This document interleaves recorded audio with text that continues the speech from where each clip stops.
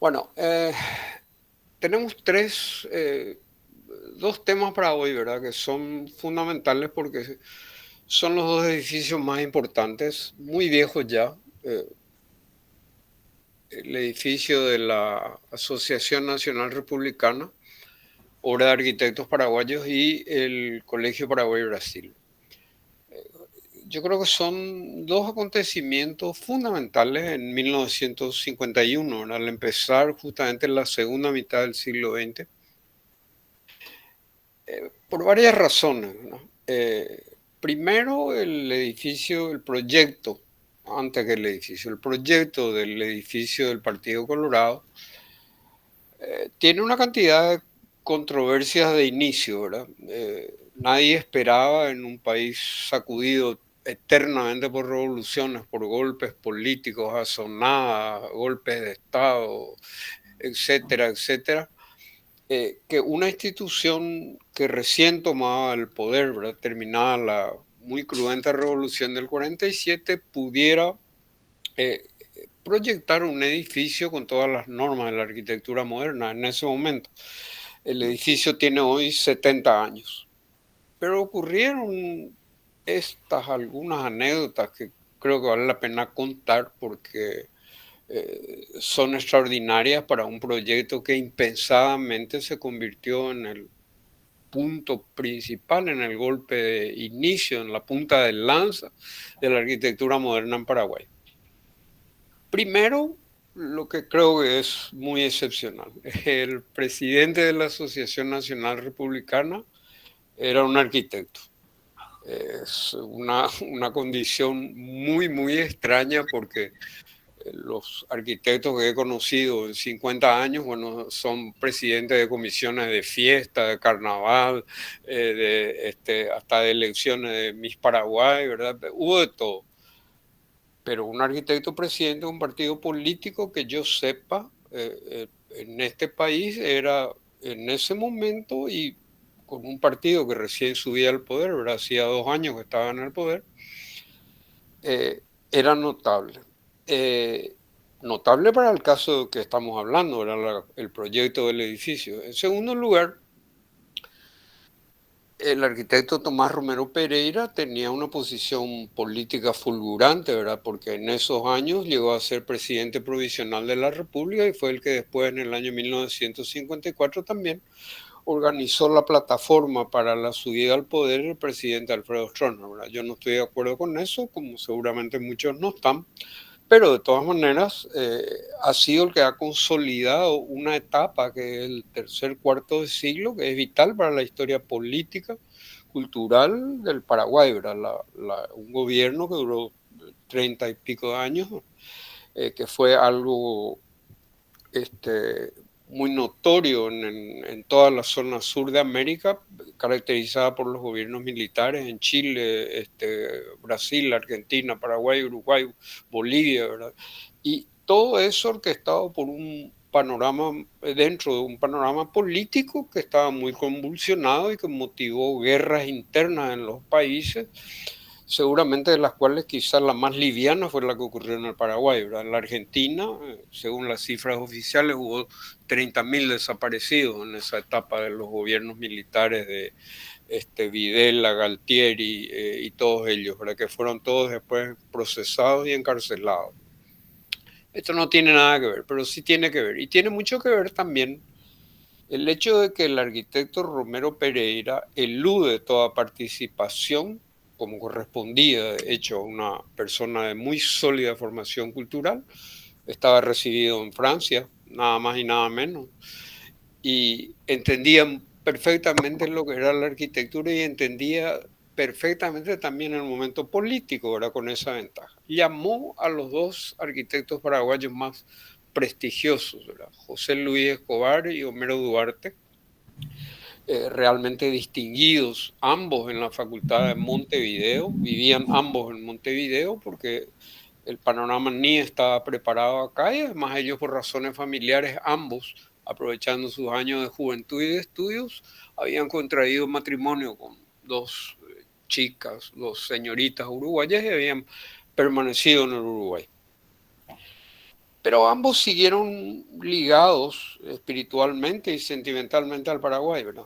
Vinieron para quedarse para el edificio de la ANR. Y dicho por ellos mismos, nunca pensaron que una institución política, sea el Partido Colorado, el liberal, el febrerista, el demócrata cristiano, cualquiera de los que llegaron después, ¿verdad? En un medio de mucha inestabilidad siempre, ¿verdad? Y con algo que depende tanto de vaivenes políticos, ¿verdad? Como es el hecho de el poder, que había podido consolidar después con el tiempo a través de un edificio que se mantiene intacto hasta ahora, intacto, 70 años después, intacto. Entonces, el edificio marcó definitivamente una época. Ambos realizan, a mi entender, y creo que es una idea compartida con gran mayoría de las personas, es un edificio que alcanza niveles de arquitectura máxima en ese momento, aunque muchos no lo crean. Y aquí tengo que hacer una aclaración, porque me preguntaron muchas veces en la facultad, la salida de esta exposición sobre el edificio de la ANR, sí, yo era miembro del Partido Colorado. No, no estoy afiliado a ningún partido político, no siento luego mucha simpatía por la política y me costó mucho empezar a convencerme en medio de lo que se escribía en mis épocas de estudiante, sobre todo en contra del Partido Colorado, por razones naturales de la rebeldía estudiantil de siempre. Hombre Duarte, a quien lo conocí, lo traté hasta los últimos días de su vida, vivía en una, vino de Montevideo a fijar residencia en Paraguay después de muchos años por razones particulares de la salud de su señora esposa, escapando un poco del clima frío del Uruguay y vino a pasar sus últimos años aquí en el Paraguay.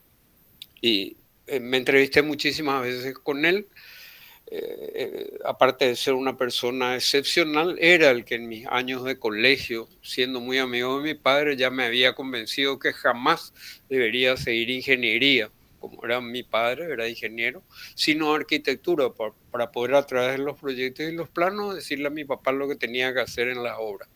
Me pareció muy importante porque le tomé afecto a lo largo de la vida y las veces que venía a Paraguay, lógicamente frecuentaba la casa de mi padre donde yo vivía y pude tener con él una relación a pesar de los 50 años que nos separaban, ¿verdad? Pero de todas maneras ha sido para mí como un primer tutor en el mundo de la arquitectura. Y contó muchas anécdotas a lo largo de su vida del edificio de la ANR, algunas de las cuales seguramente voy a ir recordando durante la exposición. El edificio del Partido Colorado está apoyado en dos grandes obras, ¿verdad? La primera en la Casa de los Gobernadores, que fue demolida acá en la segunda década del siglo, que estaba instalada en lo que hoy es la Plaza de la Libertad, enfrente al Cabildo, y se demolió por viejo, ¿verdad? Y se demolió para nada, porque se demolió para no hacer nada, sino para dejar una plaza más grande enfrente al Cabildo y se perdió una de las piezas muy importantes de la arquitectura colonial, como se perdieron tantas cosas y se siguen perdiendo, ¿verdad? Todavía nos toca a nosotros, que somos una generación especial, recordar esos momentos, ¿verdad? Y decir, hemos perdido esto, hemos perdido esto, hemos perdido esto, hemos perdido esto, y seguimos lamentando todo lo que se perdió. En este mismo lugar enseguida, en estas plazas, las muy largas, extendidas frente a la catedral, el Cabildo, la Escuela de Policía, el Teatro Municipal, el antiguo Colegio Militar, el lugar, la sede del Congreso hoy, ¿verdad? En esa plaza muy larga, extendida de este a oeste, acompañando paralelamente el trazado de la calle principal, el Paraguayo Independiente, como en casi todas las ciudades coloniales de Iberoamérica. Esta casa de los gobernadores hubiera sido hasta ahora, una pieza de colección. Vamos a ver enseguida qué significó esto como tradición, como signo, símbolo, identidad para el proyecto de la ANR. Y el otro, el edificio de Bauhaus, que Walter Gropius acaba de terminar en 1927 en Dessau, en Alemania, para hacer la escuela, de la famosísima escuela que marcó la primera mitad del siglo XX y de los arquitectos modernos. Una más, Rubén. Están viendo en mi pantalla, por favor, si me dan. Avísenle. Sí, profe, se ve. Ah, bueno, se ve, está bien. Ok. ¿Se ve grande o se ve chiquita la...? Ah, bueno, está bien, gracias, Bruno. Bueno, eh, bueno, metido en el estudio, me refiero a mi estudio privado, ¿verdad? A mi centro de investigación, donde aparte de ser presidente, director y ordenanza, pude hacer muchas cosas en la soledad de las noches, ahí acompañado de papeles, libros, planos, fotos, máquinas, etcétera, etcétera, para poder producir algo de lo que pensé que para la juventud sería en los años sucesivos valioso por lo poco que hay, ¿verdad? O casi nada. Esta es la maqueta que hicimos del edificio de la ANR. Está ahí arriba una planta de techos. Es la reproducción sistemática de la Casa de Gobernadores, ¿verdad? Es la atención a uno de los primeros elementos que me llamó la atención al investigar la arquitectura paraguaya, ¿verdad? El vacío del espacio centralizado siempre. Así sea una plaza de campaña, así sea el famoso rancho Gulatayobay, así sea el espacio en la mayoría de los proyectos coloniales en donde siempre había una casa con un claustro y un corredor interno, una galería interna volcada hacia ese patio. Y la vivencia de un espacio que finalmente el vacío era lo más económico y barato que tratar en un país de muy pocos recursos, era fundido por las dos guerras, que trataba de incorporarse a la sociedad internacional, a la sociedad planetaria, pero no estaba en las más mínimas condiciones, ni culturales, ni ambientales, ni políticas, ni sociales, mucho menos económicas y tecnológicas para alcanzar mismo la posición de países vecinos acá alrededor de Sudamérica, pues si acaban de hacernos pedazos, ¿verdad? Esa es la realidad. Y entonces empezamos a partir en todas las investigaciones que hicimos de la famosa casa del indio, del guaraní, del indígena. Y resulta que no existe la casa del indio, ¿verdad? Será por eso que me gustó tanto y me pareció que uno de los libros más fantásticos de arquitectura es el que escribió un crítico polaco, Joseph Rigwer, La casa de Adán en el paraíso. Y empieza a hablar de los orígenes de la arquitectura, ¿verdad? Y empieza a tocar el templo de Salomón, los claustros, las fortalezas medievales, etcétera, etcétera, y todo lo que había antes también. Y hace un estudio fantástico de estos espacios, de estos vacíos inmensos, de los edificios, tratando de interpretar el significado de los edificios a través del estudio del espacio.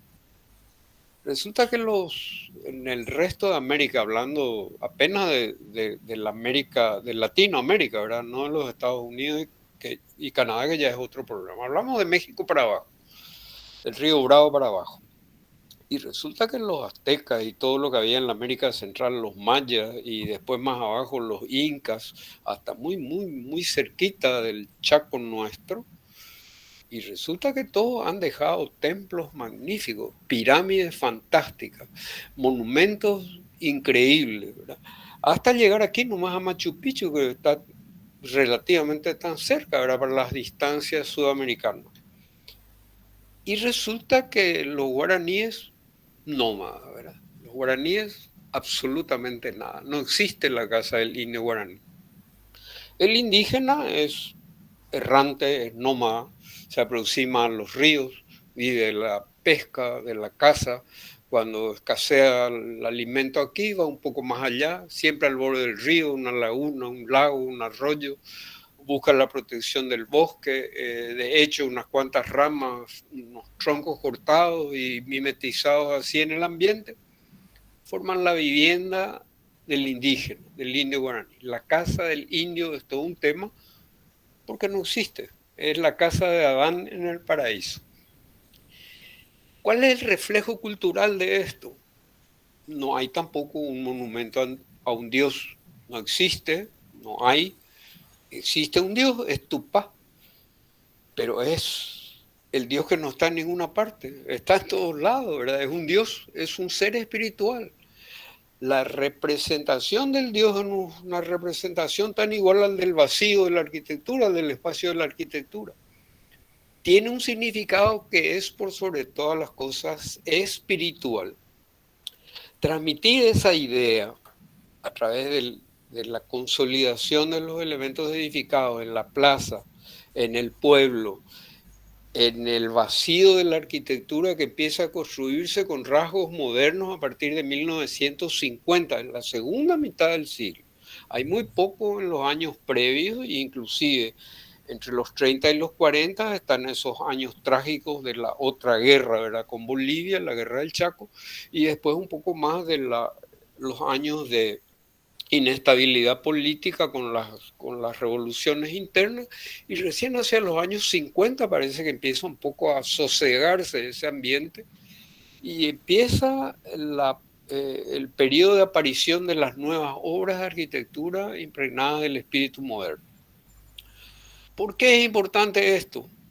Y tenemos la ventaja que no es la historia del Partenón en Grecia, ni de las catedrales góticas hace 800 años, ni del Renacimiento italiano hace 500. ¿Verdad? Tenemos que empezar a investigar sobre qué es lo que tenemos nosotros y por qué somos diferentes a los demás. Entonces son los guaraníes los que a través de su religiosidad los que plantean algo que también era diferente a lo que planteaban los aztecas, los mayas y los incas, que adoraban al sol, que adoraban al fuego y que adoraban a otros elementos muy tangibles. El guaraní no tiene vivienda, pero es el primer ser indígena espiritual. Su Dios es Tupá, es invisible, no está en ninguna parte, está en todos lados. Esta filosofía vamos a ver enseguida cómo se traslada a la arquitectura. Ahí hay una imagen de la plaza también, es la reconstrucción en una maqueta de uno de los grabados del brasileño Livio Abramo, que vivió toda la vida en el Paraguay y que tiene un trabajo excepcional con la colección de grabados Las ciudades perdidas del Paraguay.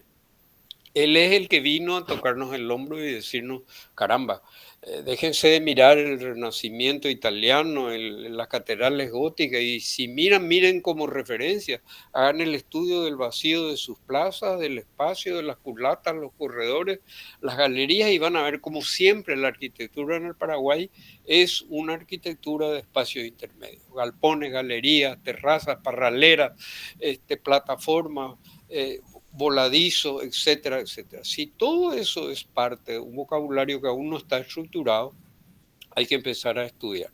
Una más. ¿Qué es esto? Este es el maravilloso edificio del edificio de la ANR, que tiene y recoge características de la Facultad de Arquitectura de Montevideo. Es prácticamente voy a hacer, no son la misma cosa, pero es el espíritu estructural, la concepción del magnífico proyecto de Fresnel City en la ciudad de Montevideo, que es la sede de la Facultad de Arquitectura, que es todo un ícono, ¿verdad? Es todo un ícono en el Uruguay, y más para los arquitectos y estudiantes de arquitectura.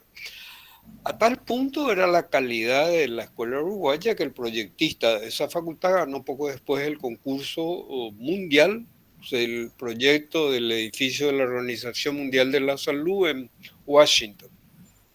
Como varios otros uruguayos siguiendo esa distinguida condición, fueron ganando concursos internacionales en diversas partes del mundo, ¿verdad? Construyendo proyectos extraordinarios, ganando, por ejemplo, concursos en París, en Roma, en Montevideo también, en Buenos Aires, en Santiago. Entonces, caramba, hay mucho para dar vueltas, ojear estas hojas, mirar, dar vuelta y vuelta estas condiciones de la modernidad para entender qué es lo que pasó en el Paraguay y que pasó desapercibido por muchísimo tiempo. Carlos Colombino, aparte de ser un artista genial y un arquitecto notable en el Paraguay, deben saber algo de él con toda seguridad, fundador del Museo de Arte Moderno aquí, ¿verdad? Y de toda esa magnífica fue el faro de todo ese grupo fantástico de artistas y arquitectos que construyeron toda la modernidad en el Paraguay. Colombino decía, el edificio de la ANR va a terminar por hastiarnos a todos porque realmente es una cuestión política que nos clava a todos de alguna manera u otra. Pero el edificio original, sobre todo recientemente inaugurado cuando estaba impecablemente impoluto como de primera comunión, es precioso, espacialmente, estructuralmente y volumétricamente. Una de las anécdotas más extraordinarias que tengo es la de hace unos 7, 8 años, cuando terminada esta exposición, en clase presencial, por supuesto, ahí en el aula 3 en la facultad, se arrima un muchacho y me dice, permiso, profesor, y me da un abrazo. Y me dice, yo quiero decirle que es la exposición que más me gustó de que estoy en la facultad, porque soy vicepresidente de la seccional 17 y me encantó y a mí me causó mucha gracia, ¿verdad? Pero mantuve siempre la anécdota como una anécdota particular, ¿verdad? Nunca le quise contar que cuando era estudiante estuve un mes y medio preso con un grupo de estudiantes del Colegio San José y fuimos torturados, ¿verdad? Pero ese es otro tema. Adelante.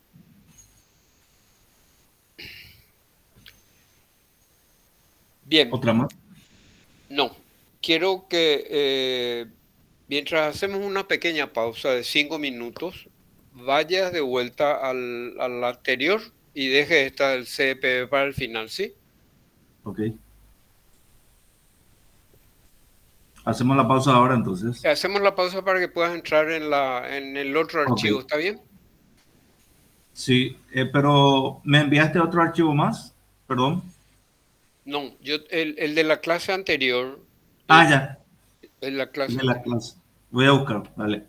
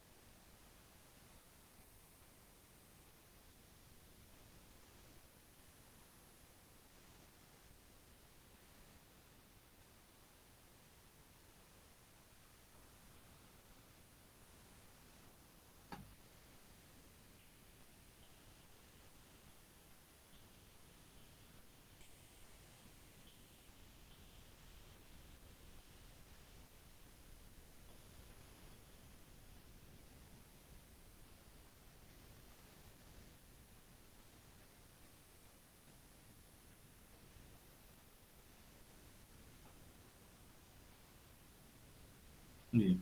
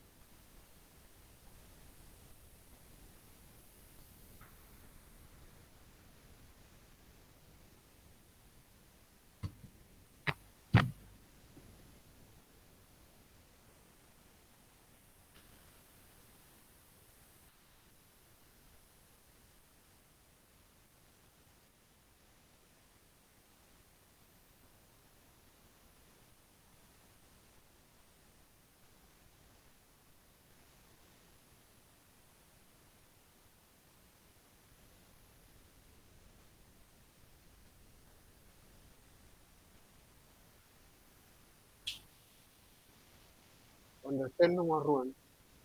Ok. Sí, este tiene más desarrollado. Vale la pausa porque no nos va a alcanzar el tiempo para los tres. Ya. Vamos a continuar. Sí, continuamos. Y aprovechando que está la pausa, ¿querés dejarle entrar a alguien más si es que hay personas en... Ya. No, ya no. Ya entraron dos personas Ah, bueno. más. Bueno, podemos continuar. Seguimos a abrir. Sí, ya está.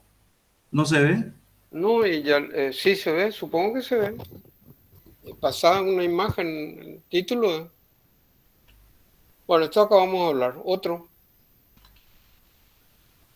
Bien, el edificio, este es el edificio del proyecto de Bauhaus, ¿verdad? Es de 1927, realmente empezó a publicitarse ya a comienzos de la década del 30 y es lo que llega seguramente a la Facultad de Montevideo varios años después, ya en la década del 40. Estos son arquitectos recibidos a finales de los 40, ¿verdad? Homero Duarte y José Luis Escobar.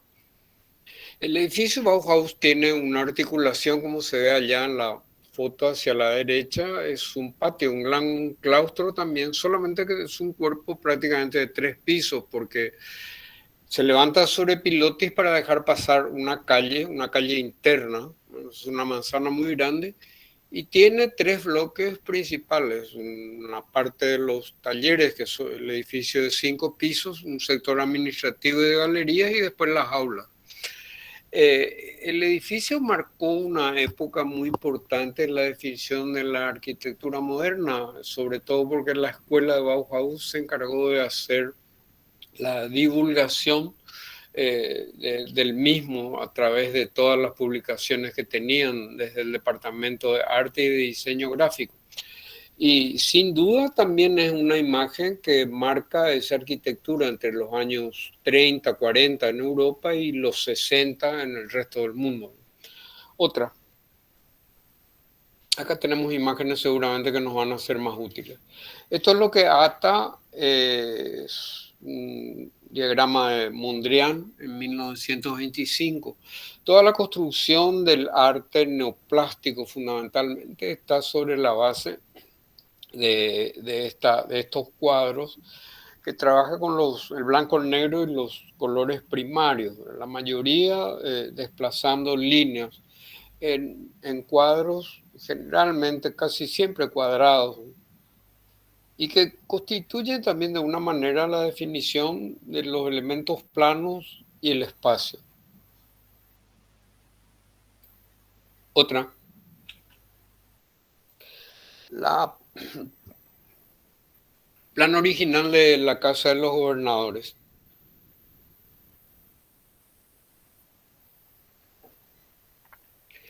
El plano es la parte de abajo, es la parte que da hacia la plaza. La parte más importante de la plaza y hacia la bahía, ¿verdad? Pero y lo de atrás es el servicio, acompaña un pequeño desvío de la calle, pero realmente el edificio principal está contenido, rodeando el claustro, el espacio central a través de galerías también, que son intermedias, y es la alineación típica de las habitaciones, ¿verdad? Generalmente rectangulares. Este modelo es un modelo repetido en los años 20 y 30 en todas las casas alrededor de la Plaza Uruguaya, fundamentalmente que componen ese núcleo muy grande, abarcando las calles Coronel Bogado, Ligia Ayala, Mariscal Estigarribia, 25 de Mayo, Cerro Corá, en sentido transversal se extiende hasta poco más allá de la calle Brasil. Son las típicas casas de zaguán y balcones, ¿verdad? 2 y 1 o 1 y 1 o 2 y 2, simétricos y asimétricos, pero siempre con un mismo espíritu. Habíamos visto en la clase anterior unas imágenes de la calle Ligia Ayala, que han sido ya alteradas un poco la traza de la cuadra, pero sigue manteniendo el mismo carácter siempre. Otra, ¿Qué pasó? ¿sí? Otra Ahí. más. Acá volvemos al grabado. Este es el grabado original. Lo otro, que la imagen que habíamos visto es la maqueta, ¿verdad? Este es el cuadro famoso que inicia las ciudades perdidas del Paraguay, ¿verdad? Una colección de siglos grabados. Se los puede ver en la galería de la Embajada del Brasil, en la galería Tom Jobim de la Embajada del Brasil. Y no les vendría mal a muchos, ¿verdad? Ir y darse una vuelta por ahí para mirar y ver lo que hay, porque la escoliña de arte, la famosa escoliña de arte del programa, como resultado del programa de cooperación del gobierno del Brasil, ¿verdad?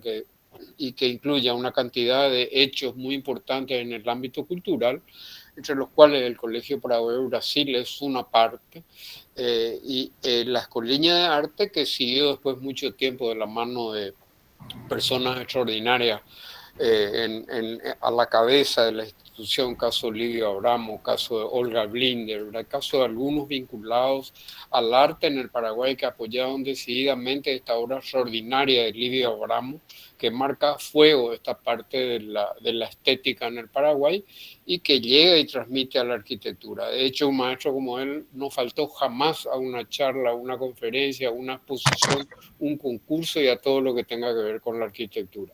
Le debemos mucho. Una más.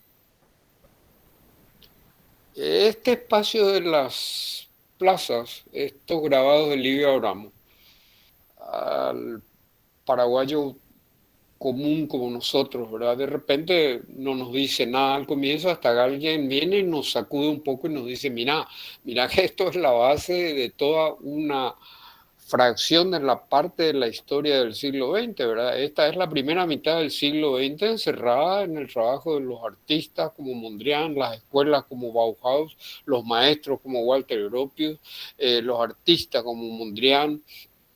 Hay muchísimo para ver y se transmite desde los cuadros de Mondrian a la composición de Le Corbusier y alcanza a los albores de la arquitectura metabolista japonesa de los años 70 y 80. O sea que no estamos hablando de un partido de fútbol, ¿verdad? No estamos hablando de un torneo de pelota, ¿verdad? Estamos hablando de una fracción inmensa del siglo XX que define sociología, antropología, estética, política, psicología, arquitectura, arte, diseño gráfico, diseño industrial, diseño de moda.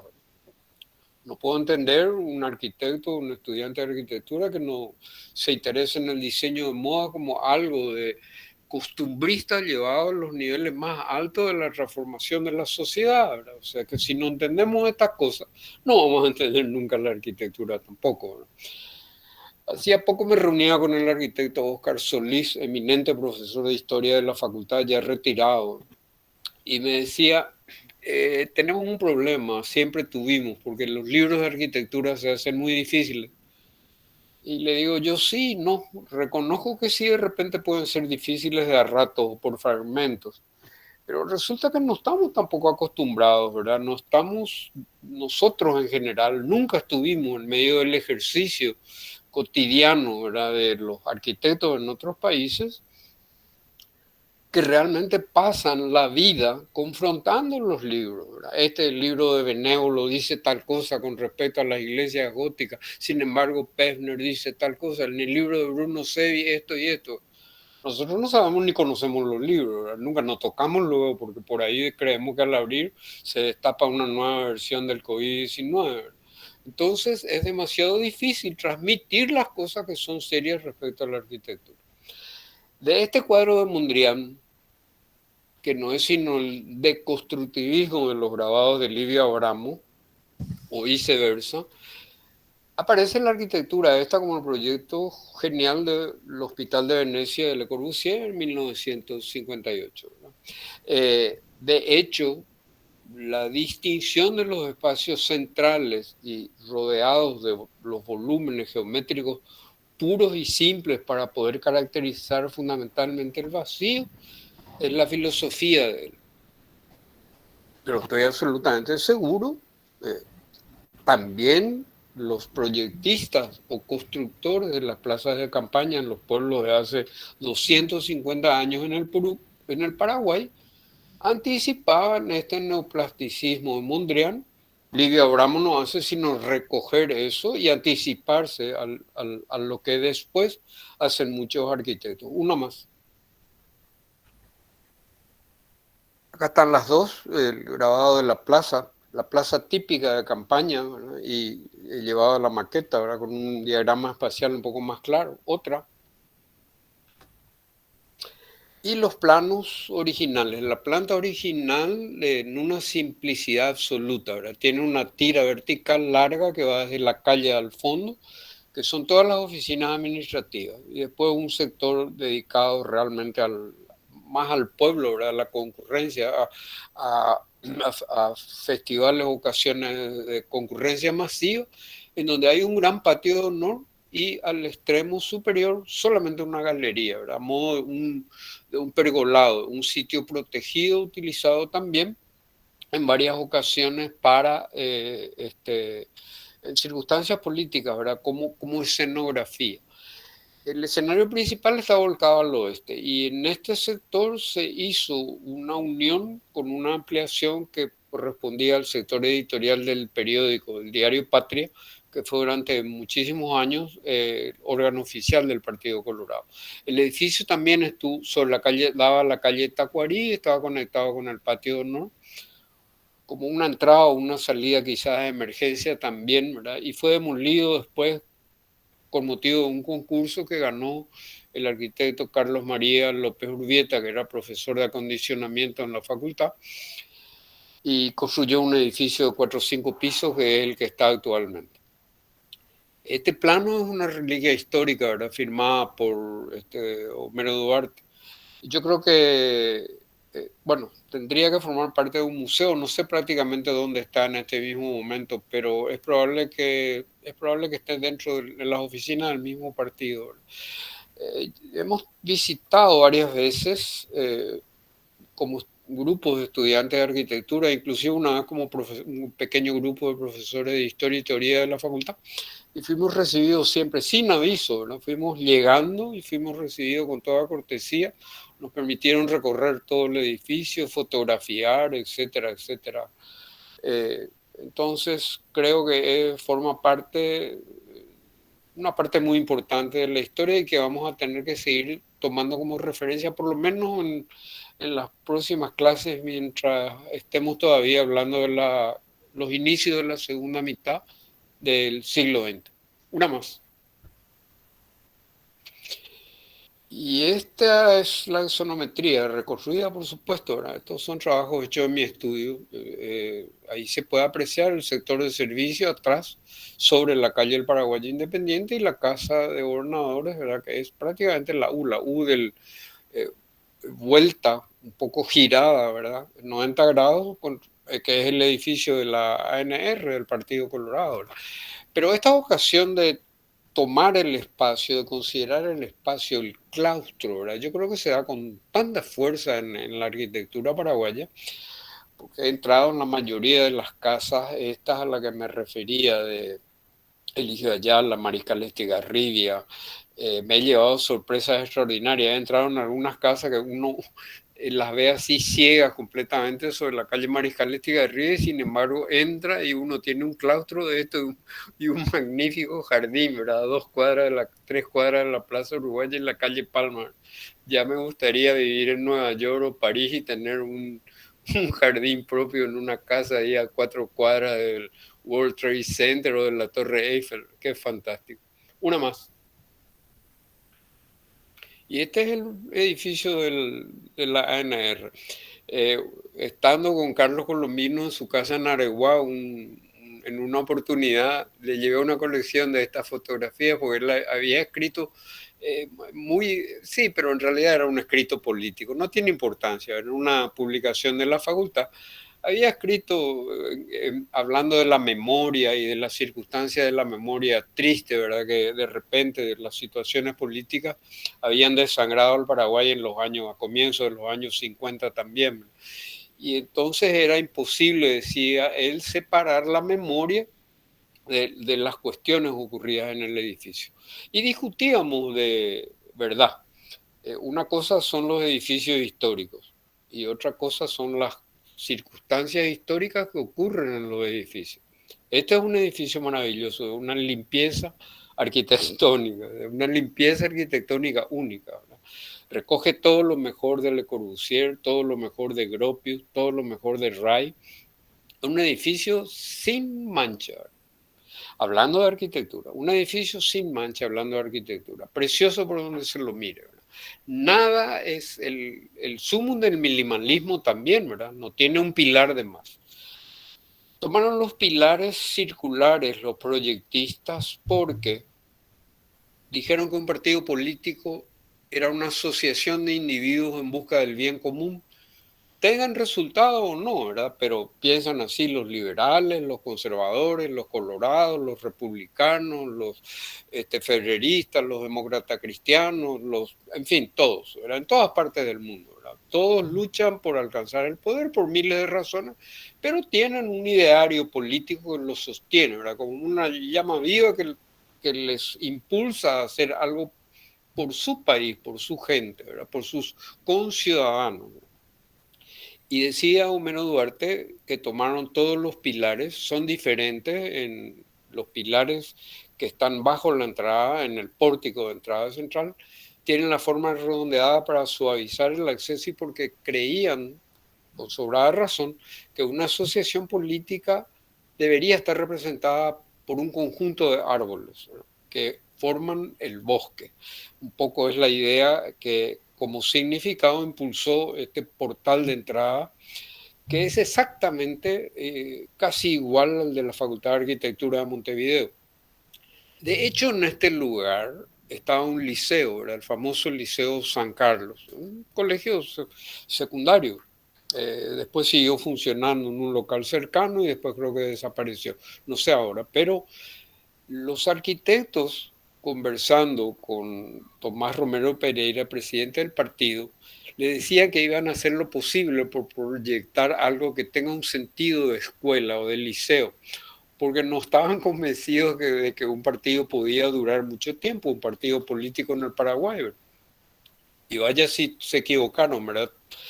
Le salió algo muy lindo pensando en la Facultad de Arquitectura de Montevideo, que tiene también un claustro con la diferencia que es semicircular, porque usan al mismo tiempo como auditorio, ¿verdad? Es un poco lo que recogieron los proyectistas de la Facultad de Arquitectura de la Nacional en el campus de San Lorenzo, ¿verdad? Es un poco un patio que tiene también las graderías, formando un teatro, ¿cómo se llama? Uno de hombres, un teatro al aire libre.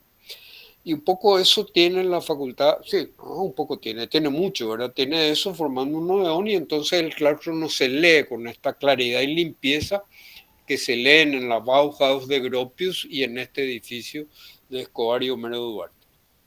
Pero a la vez, siendo racionalista, tiene una cantidad de aportes orgánicos pensando en la filosofía de Frank Lloyd Wright, ¿verdad? Tiene los voladizos, la terraza, el balcón de conmemoraciones proyectado al vacío, escapa un poco de esa rigidez geométrica y se apropia de esos elementos del vocabulario orgánico propios de la arquitectura norteamericana. Otra más, las dos. Yo veo lo mismo, ¿verdad? Cualquiera diría, sí, pero estamos hablando de 50 años. Sí, estamos hablando de 50 años. Por eso me gusta insistir en lo que he insistido en todos mis libros del comienzo: el tiempo no existe. Y enseguida voy a explicar por qué antes de cerrar esto de la ANR. Estos edificios son iguales. Si no son iguales, son significativamente iguales, que es lo más importante.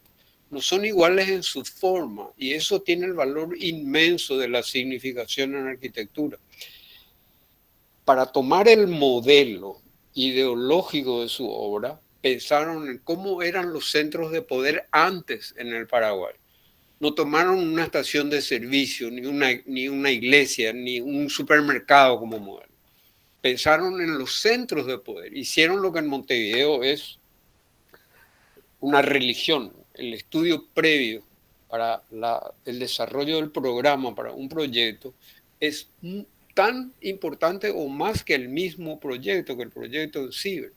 Y eso es muy natural por una razón demasiado sencilla, ¿verdad? Las costumbres, la sociedad van recogiendo los términos del significado a través del tiempo.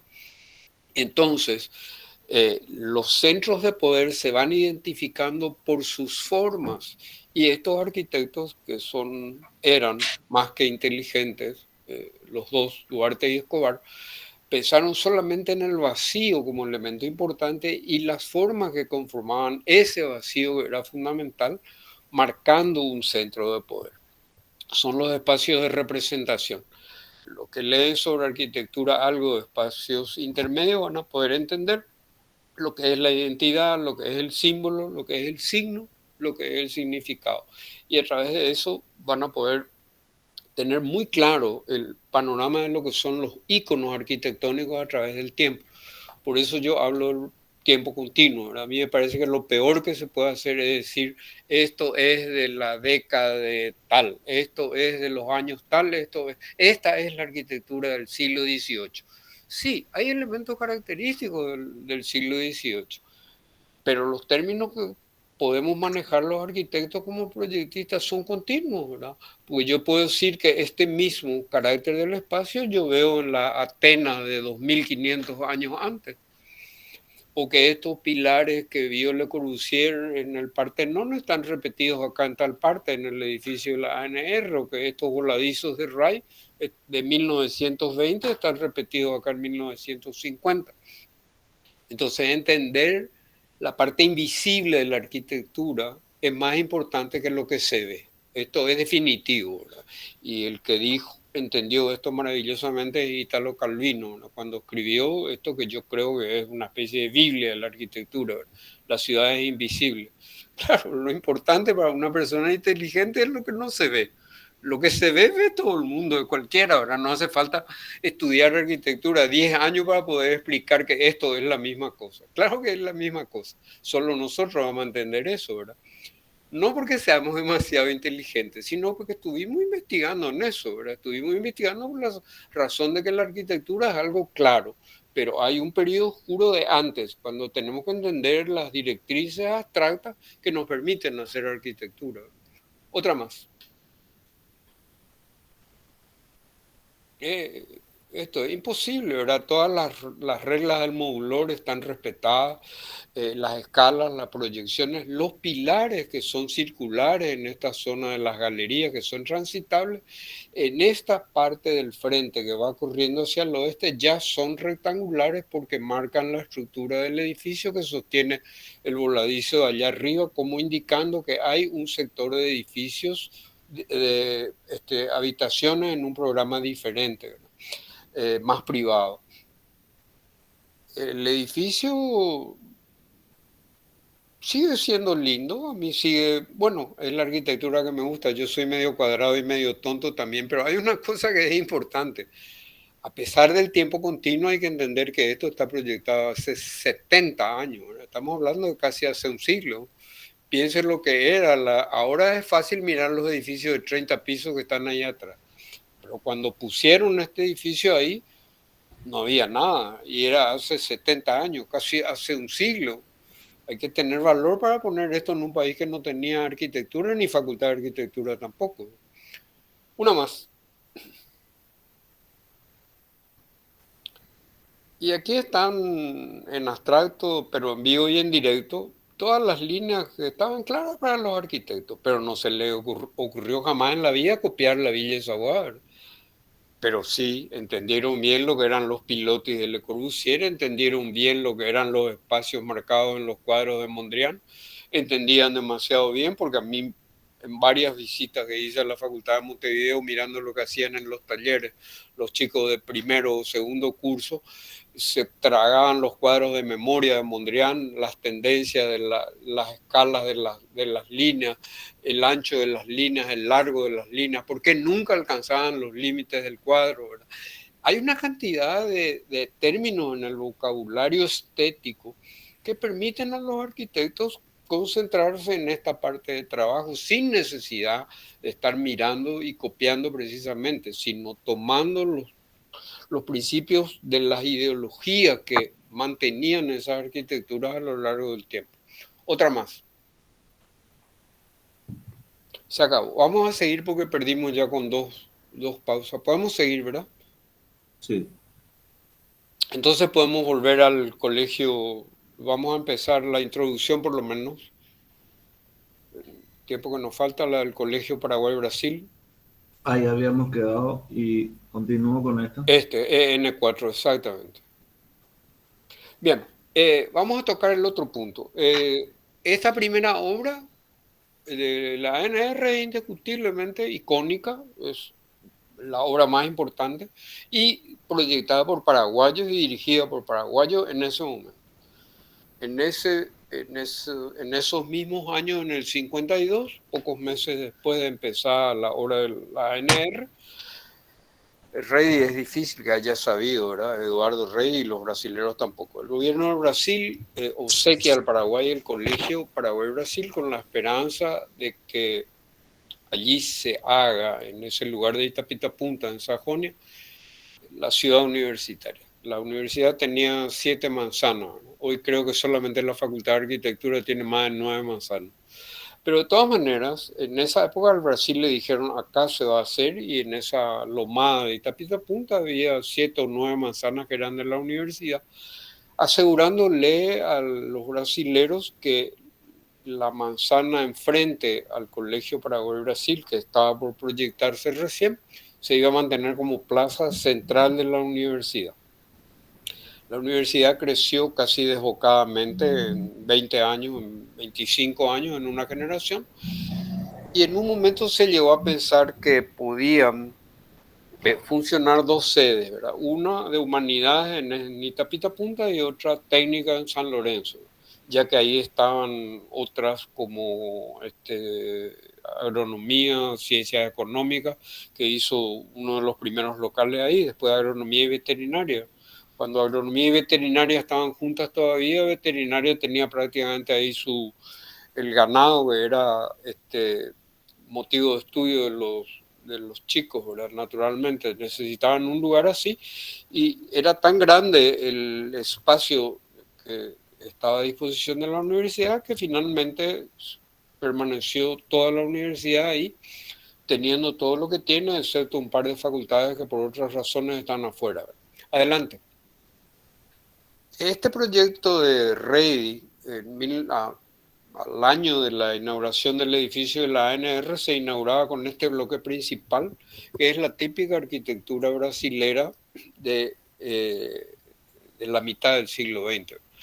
Rey forma parte de ese grupo selecto de los arquitectos que trabajaron con Le Corbusier también en el Ministerio de Educación en Río, y que son finalmente los responsables de todo lo que pasó en el Brasil después, ¿verdad? Incluyendo Brasilia, incluyendo Lucio Costa, incluyendo Niemeyer, incluyendo Burle Marx y todo lo que se vio y se sigue viendo de la mano inicial y la idea de Le Corbusier en 1936. Nos hizo falta algo así, ¿verdad? Pero tampoco ni siquiera aprovechamos porque no tuvimos ni siquiera el valor de terminar este proyecto que quedó inconcluso. Una más. Con esta maqueta se ve todavía parte allí atrás del gimnasio, ¿no? Tiene 3 elementos que vamos a seguir viendo nosotros. Esta es la famosa foto, la primera que se fotografió apenas inaugurado en la exposición que se hizo en la Embajada del Brasil, fotografiada por Jesús Ruiz Nestosa, ¿verdad? Que vive en Salamanca, que es uno de los mejores fotógrafos de arquitectura sin ninguna duda. Ya los tramposos de las redes y todas esas cosas se encargaron de borrar la firma de él y publicar hasta el cansancio la foto de la maqueta, pero no importa. Perdón. ¿Está bien? Escucho, sí, no, dejamos ahí. Sí. Las líneas largas, las tiras muy largas, como esta, el Hotel Nacional de Brasilia, de Oscar Niemeyer, ¿verdad? Y los servicios, las torres de servicios, de escaleras y ascensores externas. Esto es el lenguaje típico de Brasilia también, ¿verdad? De arriba abajo, ¿verdad? Edificios sobre pilotis de tal manera de garantizar todo un parque, terrazas, patios cubiertos, y forma parte del imaginario brasilero, ¿verdad? Porque entienden eso como identidad propia de ellos y con todo derecho, por supuesto, con todo lo que hicieron, con toda su contribución interminable a la arquitectura internacional. La mayoría de los que están en la imaginería de la arquitectura nueva hoy en día protestan por esto, pero la limpieza y purificación de la arquitectura y la muerte de los estilos empezó justamente con eso, con una definición filosófica respecto a la arquitectura. Y en esta revisión rápida nos va a permitir entrar en la próxima clase a tocar el tercer tema, que es el Hotel Guaraní, que son los tres acontecimientos más importantes por razones que vamos a volver a retomar y repensar y reestudiar antes de entrar en la parte central de nuestro tema, que es ya la arquitectura del siglo XXI. Otra más. Este es el colegio sin trucos, ¿verdad? A poco de su inauguración, tiene una cuadra y media, 150 metros, el terreno tiene 183 metros, son dos cuadras. Y por supuesto ahí se cierra. Los que conocen la Facultad de Filosofía saben perfectamente que entrando desde la avenida Carlos Antonio López, se entra en la mitad exactamente del edificio donde tendría que haber estado el acceso, la biblioteca se entra a la rampa a la tira de aulas que está en planta alta. Ahí está cerrada la calle y en la manzana siguiente también, donde después ya se construyó otra cosa completamente diferente como ampliación de esta misma facultad. El Brasil le había condicionado que allí funcione también el Colegio Paraguay-Brasil. Realmente no es la Facultad de Filosofía, es el Colegio Experimental Paraguay-Brasil. Colegio experimental que traía, después de un reestudio con asesores internacionales, de un nuevo sistema de educación realmente para los chicos de primaria y secundaria. El Colegio Paraguay-Brasil me consta porque tuve alumnos notables egresados de ese colegio, tanto en la Católica como en la Universidad Nacional, y realmente algo tiene que tener el método de estudio. La condición era que los formados en la Facultad de Filosofía, para que el colegio pueda albergar también la Facultad de Filosofía, era que después hagan su entrenamiento y su docencia en el Colegio Experimental Paraguay-Brasil. Concretamente, el nivel de los profesores del Colegio Paraguay-Brasil siempre fue superior a todo el resto de las escuelas y colegios en el Paraguay. Eso, todos son licenciados en historia, filósofos, etcétera, todos egresados y doctorados en el Colegio Paraguay-Brasil. Esa es la condición en la Facultad de Filosofía de la Universidad Nacional de Asunción. Esas son las dos razones. La primera, porque sigue siendo un colegio notable, y la segunda es porque no puede la Facultad de Filosofía moverse de allí. Otra.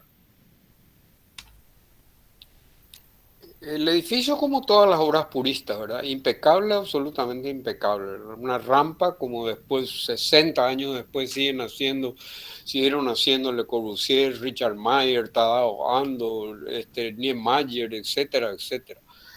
Y el diseño de los otros elementos también dentro del marco del purismo. Ahí hay unos pilares por sectores. El sector donde están ciertos laboratorios especiales está más cercado más al sector del parque, y entonces los pilares son de manera diferente porque sostienen un cuerpo más grande también. Otra más. Partes de la rampa y de la escalera del sector administrativo. La escalera es un elemento de imaginería especial, ¿verdad? En nuestra segunda parte del curso vamos a tocar comunicaciones verticales como algo muy importante, y creo que va a ser una sorpresa para muchos, todas las interpretaciones y usos posibles de las escaleras y de las rampas. Otra más. Esta, y queda el espacio en blanco. Memoricen esta lámina porque esta es la rampa para acceder a las aulas del Colegio Paraguay-Brasil, que es finalmente una cápsula de vidrio y hormigón. Y vamos a poder poner los distintos periodos con las rampas sucesivas aquí mismo. Otra. Y el mismo Eduardo Reidy proyecta al año siguiente del Colegio Paraguay-Brasil, 2 años después en realidad del proyecto del Paraguay-Brasil, hacer Museo de Arte Moderno de Río. Cuidado, como si fuera el edificio más importante del planeta, ¿verdad? Para eso los brasileños no hace falta que los paraguayos le den la idea ni la mano. El Museo de Arte Moderno es precioso, al borde de la bahía de Guanabara, con un parque extraordinario, y recoge toda la idea estructural que tiene Reidi. Pero Reidi en el Paraguay y Brasil hace los pórticos bien gruesos arriba, porque esos pórticos realmente constituyen el apoyo de un piso, una losa. Y en el Museo de Arte Moderno, que son dos pisos, en el Museo de Río, cuelga estos dos pisos de los pórticos de arriba, ¿verdad? Entonces la carga acciona de manera diferente sobre la estructura. Una más. Esta cuestión de la sombra, permitidme volver atrás de vuelta. Sí, acá pueden ver en la foto de la izquierda el papel de los parasoles, esto de las correas horizontales de Reidi, como nunca en esta arquitectura racionalista están puestos así como si fuese, como algunos escritores de segunda categoría terminan diciendo que no, que son adornos mecánicos de la geometría racionalista. Esta foto está sacada a las 11 de la mañana y pueden ver las tiras de vidrio en las ventanas y la sombra exactamente. Está sacada el 21 de junio de 1957 y yo creo que los parasoles dimensionados por Reidi con tanta calidad estética y con tanta calidad de acondicionamiento permiten que el sol entre en invierno en las clases. El 21 de junio empieza a subir durante todo el invierno y vuelve a bajar en la primavera la proyección de la sombra. Ojo, está medido y está marcado por nuestro ex profesor de acondicionamiento en la época que todavía había acondicionamiento natural en la facultad y no había controles con reguladores de temperatura. O sea, uno tenía que usar la inteligencia y las razones naturales para proyectar los edificios. Y no era mentira. Volvemos, pasamos de vuelta. Ahí. Esta fotografía también extraordinaria de Jesús Ruiz Nestosa, el colegio a poco inaugurado y la sombra de los parasoles. La morfología del edificio tiene mucho que ver con lo que también después del Colegio Paraguay Brasil siguió proyectando Le Corbusier, ¿verdad? Como es el caso de esta escuela secundaria en Firminy, en Francia, que es el Colegio Paraguay Brasil con los mismos pórticos y una mascarada así de cierre para poder tener su famosa ventana longitudinal sobre las galerías a modo de la Villa Savoie, ¿verdad? Eh, pero es tanto lo que se conoce y se escribió y se leyó sobre Le Corbusier, todas las trampas y trampitas ya sabemos de memoria, así que podemos también de repente decirle hasta aquí nomás. Otra más. Acá están los dos, ¿verdad? El colegio, pueden ver la dimensión de los pórticos y la limpieza también en el diseño de ambos, ¿verdad? En el museo, el, el ensamble con las paredes de ladrillo visto, rojos, y en el Colegio Paraguay Brasil las láminas de plástico que cerraban toda la parte inferior de las tiras de vidrio en las aulas. Los dos son un diseño excelso para el mecanicismo de la arquitectura geométrica de los años 50, pero cuando me dicen que esto ya tiene 70 años, y bueno, yo digo, caramba, las catedrales góticas tienen 500, 600, 700 años, ¿verdad? Y muéstrenme algo más limpio que la catedral de Chartres con sus maravillosos vitrales, una combinación de estructura y vidrio que no tiene parangón en toda la historia de la humanidad. Entonces me alegro que hayamos tenido la suerte de que un arquitecto como Reidi haya pasado y dejado esto, a pesar de todo lo que pasó después, ¿verdad? Que vamos a tocar también en algún momento. No hoy, que es un motivo de celebración de un proyecto extraordinario, elogiado en Europa, con números como el de la revista Aujourd'hui, que le dedicó un número especial a Eduardo Reidi, y nosotros sin darnos cuenta ni podíamos siquiera tener la revista acá, ¿verdad? Dios me libre, ¿verdad? Si habremos estado lejos del mundo real. Adelante. El colegio recién terminado, están fotos recogidas, algunas de archivos, otras cedidas por la Embajada del Brasil. Claro que se perdió, ¿verdad? Esto todo se cerró abajo, ¿verdad? Para aprovechar, ya que había piso y techo, era cuestión de poner pared y cerraban las aulas, ¿verdad? Sí, yo entiendo, ¿verdad? Pero se perdió toda la belleza de ese parque proyectado hasta pasando la vista a través de la bahía hacia el Chaco, ¿verdad? En uno de los lugares más altos de Asunción.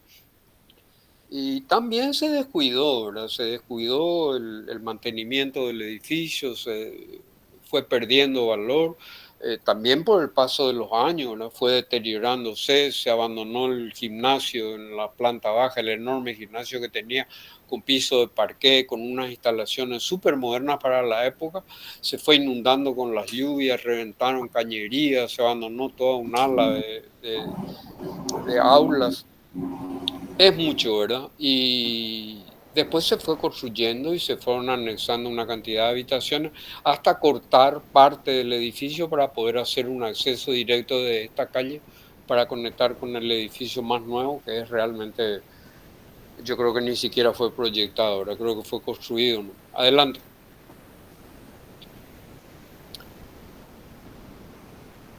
Y sí, las famosas columnas en B, ¿verdad? Que eran muy típicas de la arquitectura. Claro que es apenas el arranque de los pórticos, ¿verdad? Pero esta secuencia hay 18, sí, son 18 pórticos y 20 con los dos extremos, ¿verdad? Que están cerrados, ¿verdad? Son muros ciegos realmente, placas cerradas de hormigón. Pero el edificio tiene una perspectiva impresionante. Tenía, ojo, tenía tiempo pasado, todo tiempo pasado fue mejor. Adelante. Una perspectiva maravillosa y unas proporciones increíbles. Esta es la entrada del Museo de Arte Moderno de Río. Diferente, otro concepto, ¿verdad? Pero la geometría que maneja Redi es siempre la misma. Otro,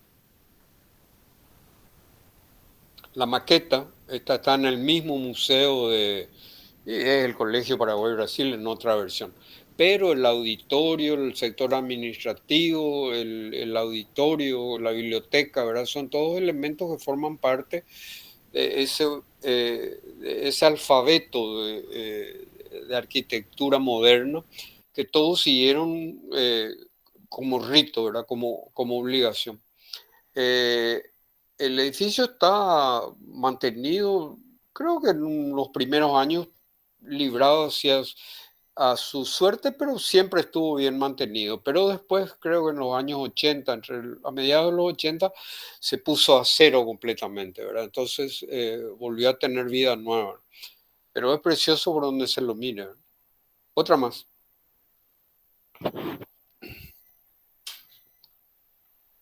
Una más. Nos trancamos.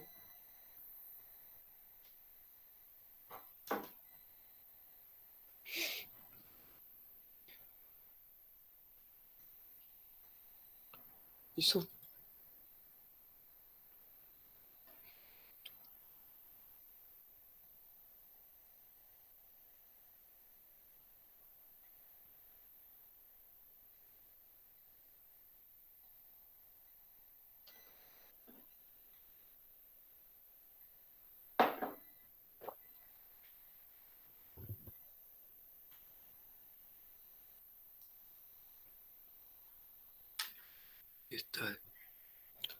¿Alguien está escuchando ahí? Porque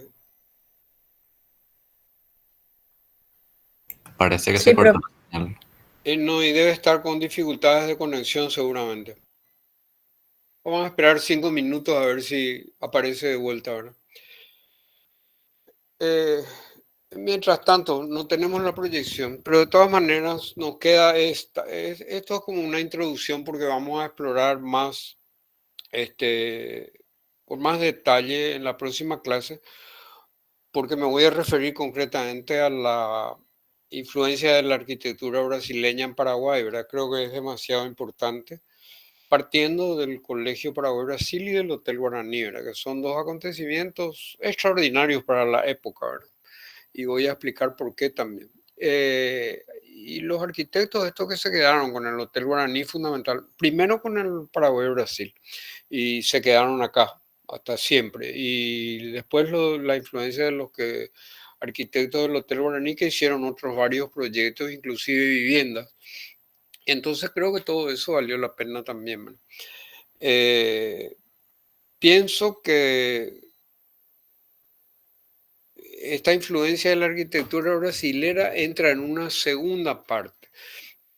Creo voy a usar el comienzo de la clase siguiente para explicar un poquito más los dos libros que yo marqué como texto, que son fundamentales porque prácticamente todo lo que vamos a desarrollar en la cuarta parte como introducción está en estos dos textos que recomendé, ¿verdad? Espacios intermedios y estructuras transparentes. En estructuras transparentes ya con una intención más concreta de tomar solamente la forma y el espacio y la ciudad como elemento fundamental, escenario de la arquitectura. Entonces, en la clase próxima hacemos una síntesis rápida de esta cuestión histórica y de estos dos edificios instalados, la ANR y el Centro, el Colegio Paraguay Brasil, como parte del inicio de una época nueva. Y después el concurso internacional del Hotel Guaraní, que conmovió sobre todo en esta parte de América, América Latina, Sudamérica, el mundo de la arquitectura con un concurso prestigioso que llevó a la participación de 28, 29 estudios de arquitectura de todo el mundo, ¿verdad? Era la primera y creo que fue la única oportunidad en la historia moderna que en el Paraguay hubo una concurrencia masiva de arquitectos y de estudios importantes de arquitectura. Bueno, yo les propongo dejar acá, no es demasiado lo que nos falta, vamos a continuar en la próxima clase. Es probable, sabía de algunos cortes de luz y es probable que donde está nuestro coordinador, vamos a dejar acá la clase y continuamos el próximo jueves, ¿de acuerdo? Bueno, profe. Está bien, profe. Gracias a todos y disculpen el inconveniente. ¿Alguien quiere agregar o preguntar algo? Para nada.